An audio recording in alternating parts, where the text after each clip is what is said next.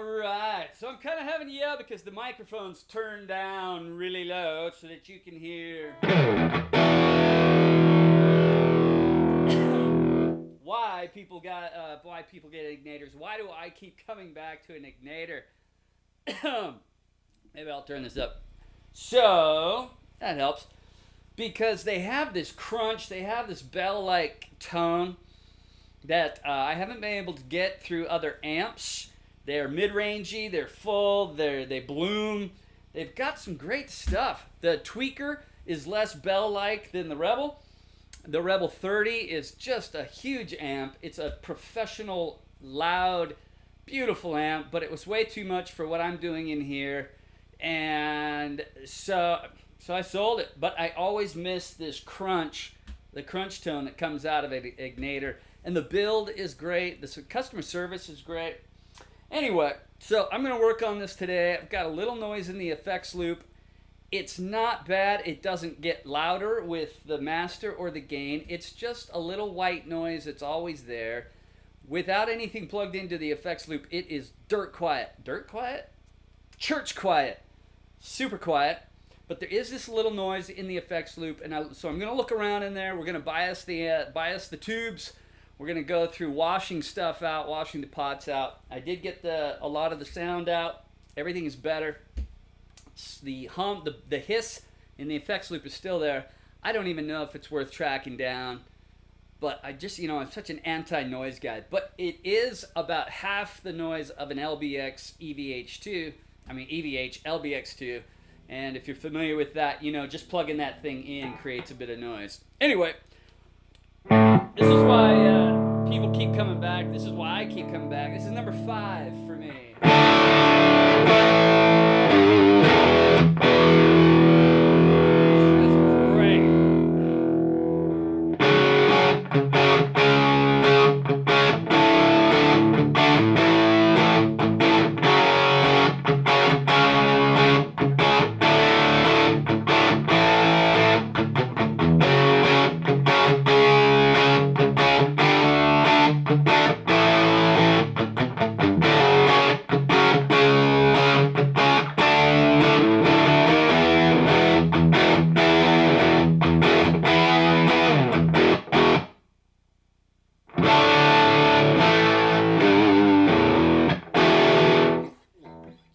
Gorgeous. And if you don't want that much gain, you roll the gain back, master up. I like it too because it allows you to really define your starting tone, your clean channel tone. And you can get it as dirty as you want, but if you want to just crank up the master, the amp still doesn't get any louder. There's no additional hiss when you crank up the master, even to full, which is nice. And then you just bring on the gain. And it's very clean, bell-like. This is on the EL84 side as well. So if we go over to the 6v6 side,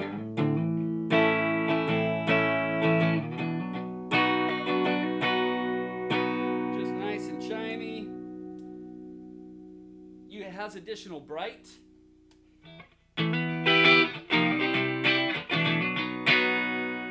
Really bright, but if you're changing from a dark guitar, all you have to do is hit that bright switch and you've got a beautiful tone, very Stratty, Telecaster type of tone, Gibson Les Paul. If you have a bright guitar and don't want to change a lot of EQs, just hit that bright. It really makes a big difference, unlike some amps that have switches on them where you pull something or you switch something and you really can't even tell you made an adjustment.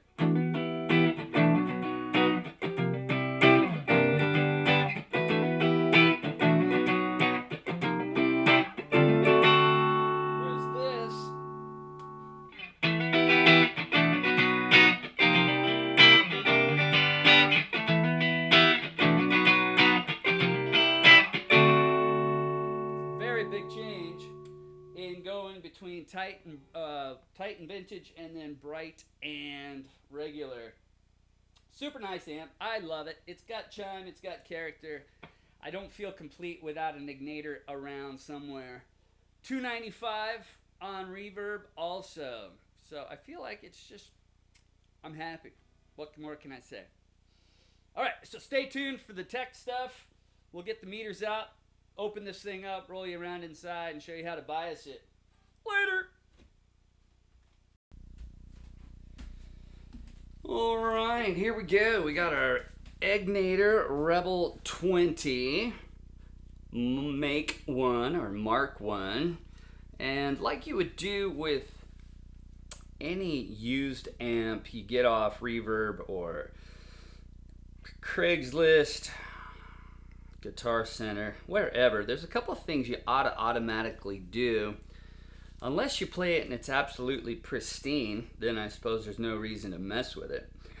But I have a tendency to hear things, and so I wash out the tube sockets and I wash out the pots and then look around for any possible mods online or things I should look at, and check out the tubes, which we'll do all of those things here today. I keep coming back to Egnater. This is my 5th one, and this one I'm going to keep. I like the Rebel 20 a lot. The Rebel 30 was a beautiful amp, very nice piece of equipment, but just too much for what I do. It's a player's amp for sure. The tweaker lacks the brilliance and the harmonic tones of the Rebel, in my opinion. I do love the tweaker crunch, but the cleans are lacking that harmonic brilliance, that chime like bell quality that you get from the Rebel. And the Rebel 20 is a single channel amp, but it does have separate master and gain, which I really like as well. So and this is the first one, and there's a reason I went with the first one rather than the Mark II. And there was a real nice review on the gear page about it. And the like with the Rebel 30 Mark II, something when they went to with that high gain switch, there was something lost in the original tone. And I noticed that having both the Rebel 31 and the Rebel 30 Mark II.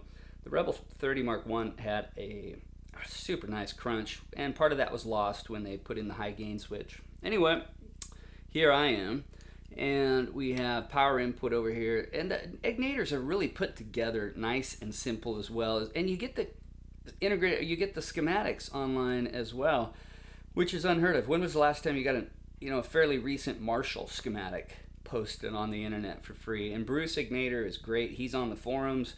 They get back to you. I think Egnater's great.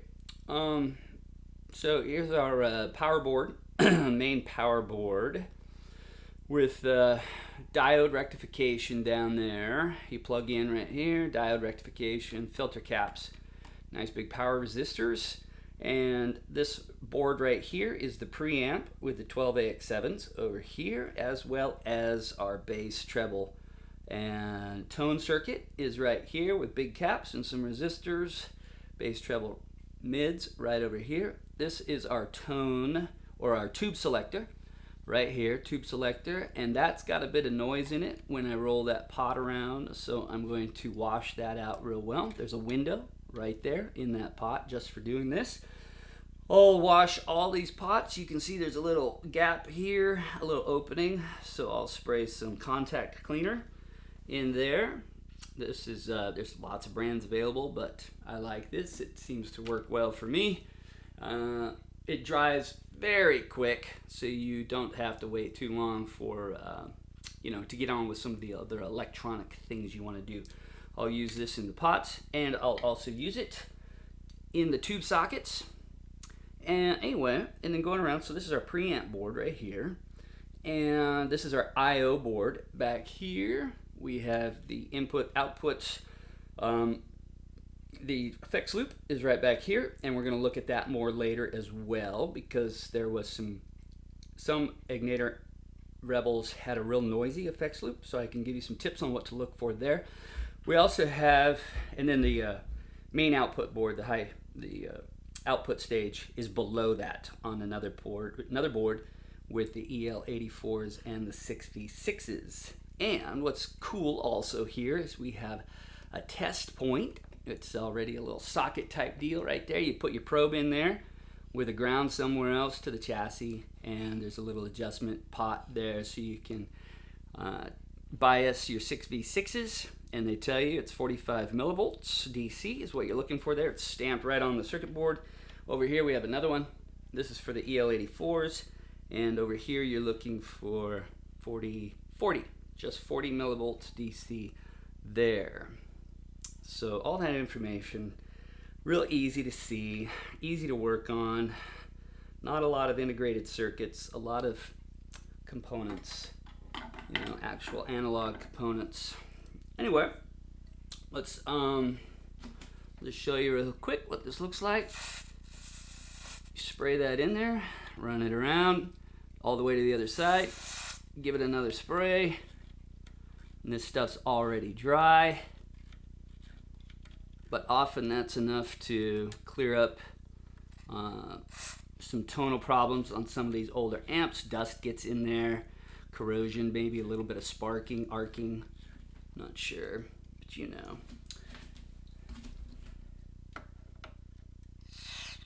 Pull that up, rotate it around a couple times. And again, the only pot that was real noticeably noisy was the tube selector one over here. That could be inherent to the circuit, but it also could be a bad pot or dirt in the pot. All right. And this, you can see the residue here, how quickly it's drying. It's very much like brake cleaner, but less corrosive, hopefully. But I'll be able to let this just sit for a few minutes and then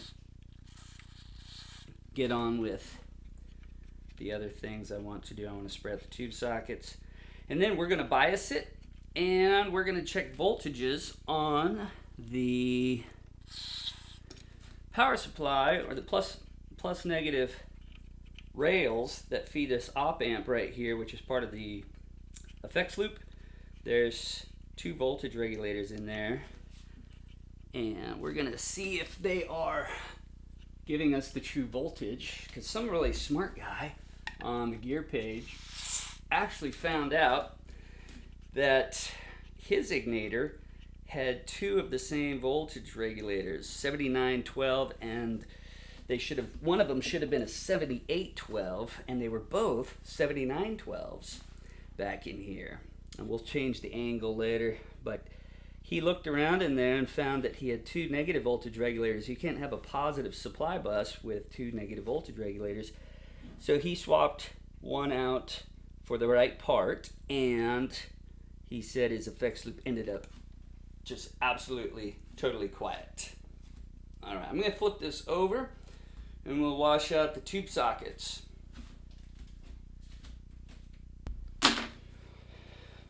Coolio, we're back.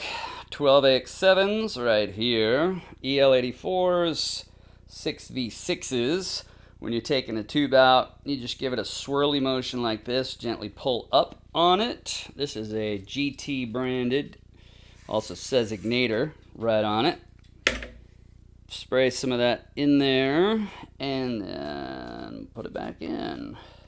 Same kind of deal, twirl it a little bit as you push it down in there. Don't push just directly down in. It's not as good. Now, Egnater branded GTs, those come up on the original schematics too for this amp, and these are all Egnater branded GT. They both say Egnater on them and they say GT, which is a nice tube. I like GTs. They have a nice gurry tone. Nice rotation there. Now, a lot of people tell you don't ever touch a tube by the glass. It could cause a problem. These tubes, they don't get hot enough. I know what they're talking about. And for old style projection tubes or even new style projectors that have a real hot halogen type bulb in them, if you touch that, the glass on those, the oil in your skin gets on the glass, and the tube, those bulbs get so hot that it creates a hot spot and ruins the bulb's performance. But these tubes don't get that hot. However, if you feel better about wiping them off or wearing gloves, then do it. That's fine, you know, better safe than sorry. Now, these EL84s are Bogner branded. Not Bogner, Bagheera, which is interesting. So these are not the original. You won't be able to see that. The writing's real light. But it says Bugera.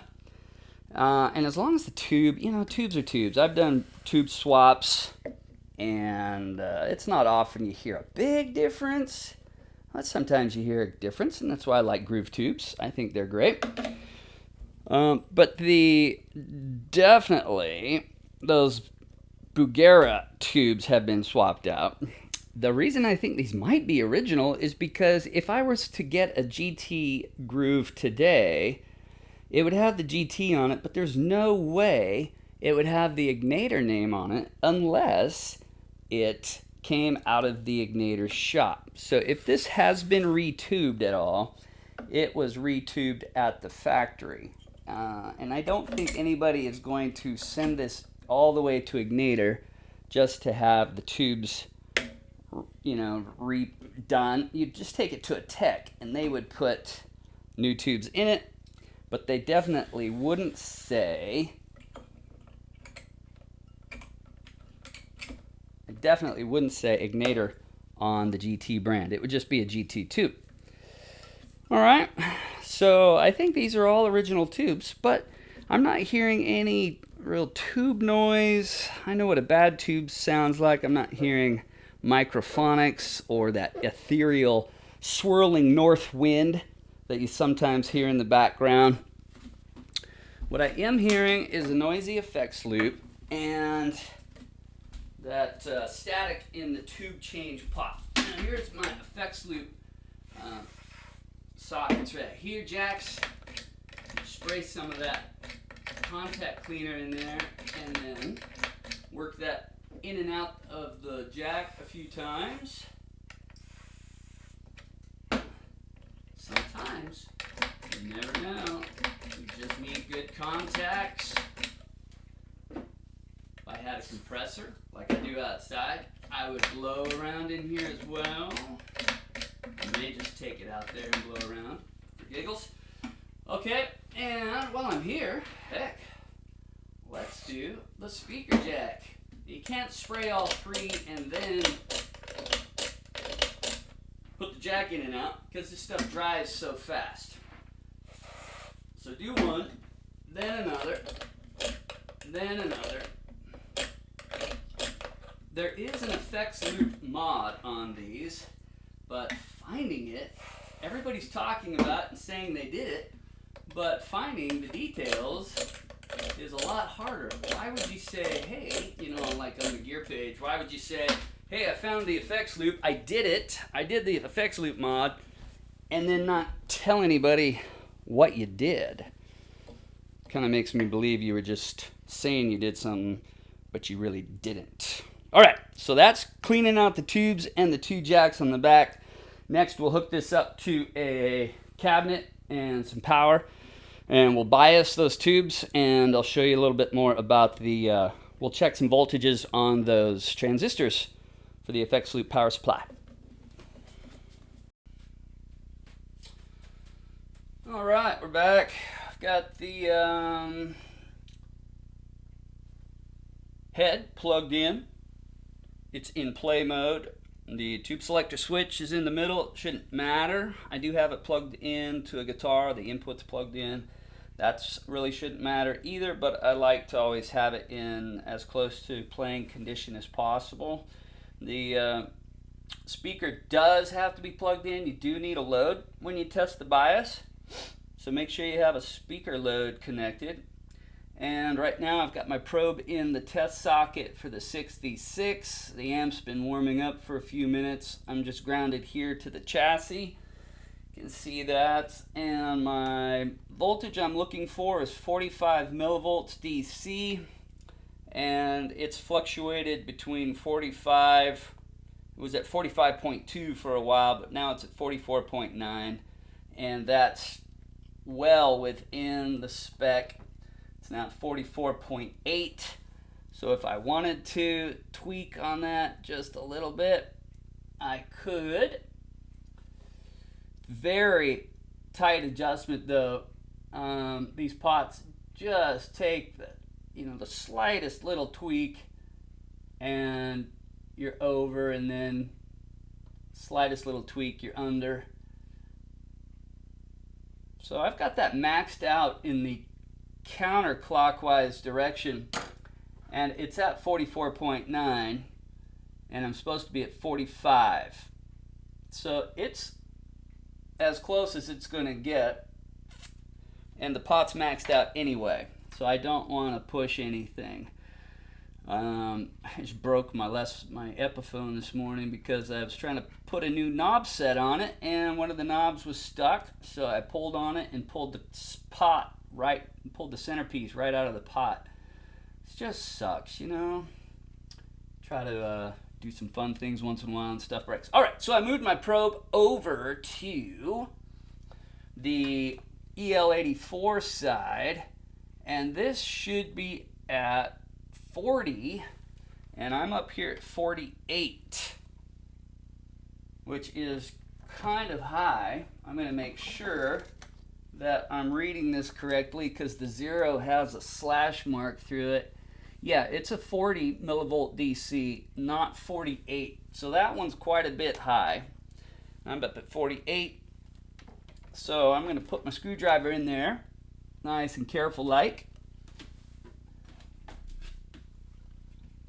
Nice and careful like. Use my probe as an adjustment.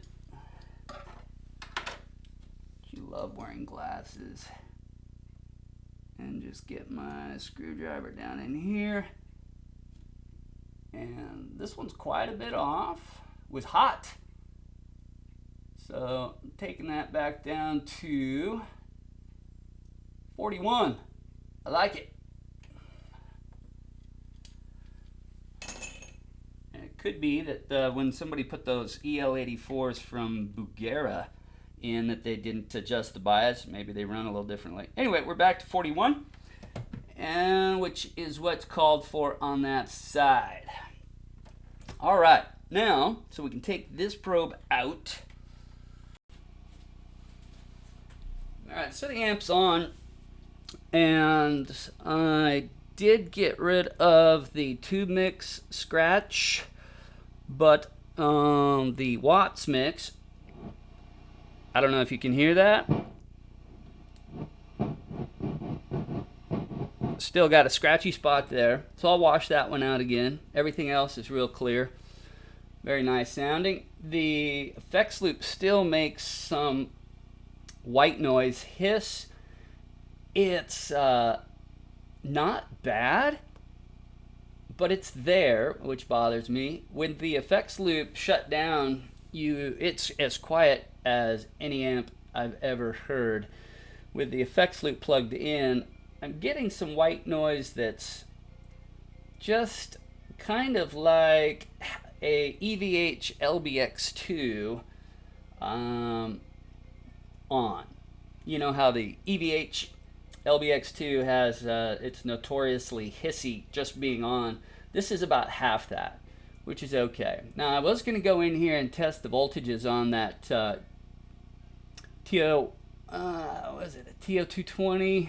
No, T39. Anyway, there's some little transistors in there, voltage regulators, 3-pin voltage regulators that work on the effects loop. This is the op amp for the effects loop. It's shown in the schematic. And these are the voltage regulators for it. I did verify that I have a 7912 and a 7812.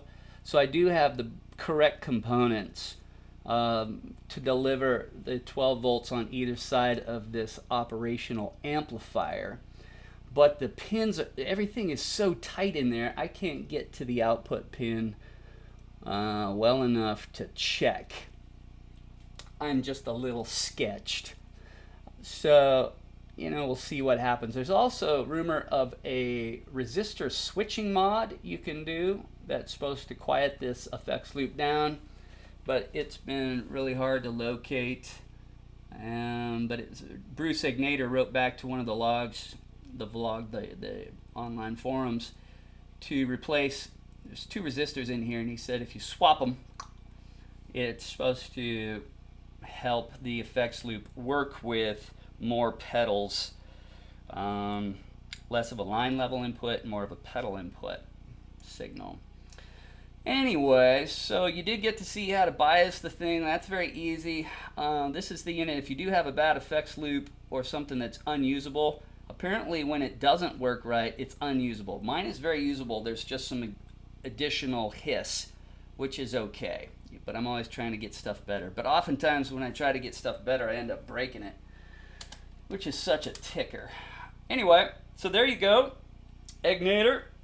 It does sound great. Might have to do a little review, although reviews are all over the place with this amp. It does sound nice.